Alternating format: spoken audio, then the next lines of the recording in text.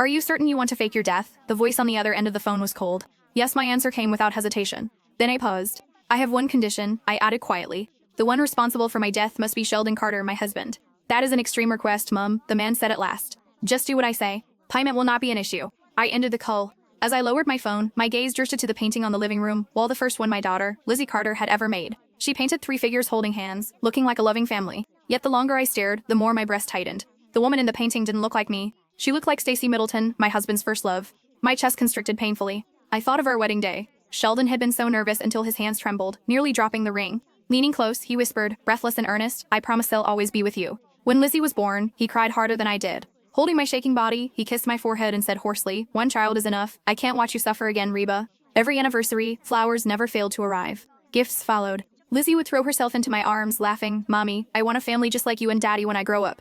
We had been perfect, or so I believed. Everything changed the day Stacy returned from England with her illegitimate son, Diego Middleton. She signed a sponsorship contract with Sheldon's company, chose Hollywood, and quietly walked back into his life. Who would have thought that for 2 entire years, my husband and daughter had been worshipping another woman behind my back? Sheldon claimed he was busy with meetings. In truth, he was warming someone else's bed. Lizzie began calling Stacy second mommy and Diego brother. By saying, it would be so nice if they lived with us. Each word pierced deeper than betrayal. I never imagined that my 5-year marriage, once envied by all, would become proof of the curse people whispered about behind my back. So I made my decision just as quietly. If loyalty no longer exists, then I'll leave him with guilt, I whispered into the silence, my voice breaking. I would disappear, faking my death. Let Sheldon keep the woman he never stopped loving. Let Lizzie grow beside the woman she already adored.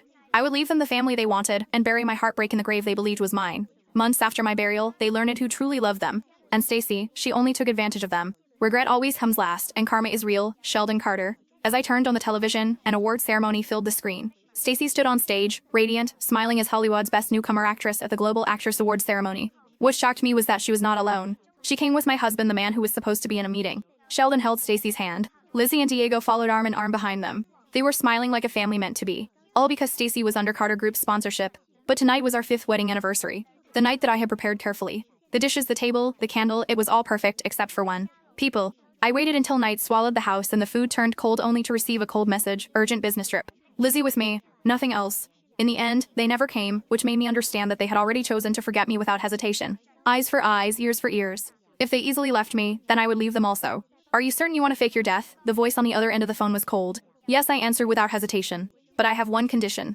The one responsible for my death must be Sheldon Carter, my husband. I shall leave him with guilt, I added. That is an extreme request, Mum, the man said at last. Just do what I say. Payment will not be an issue.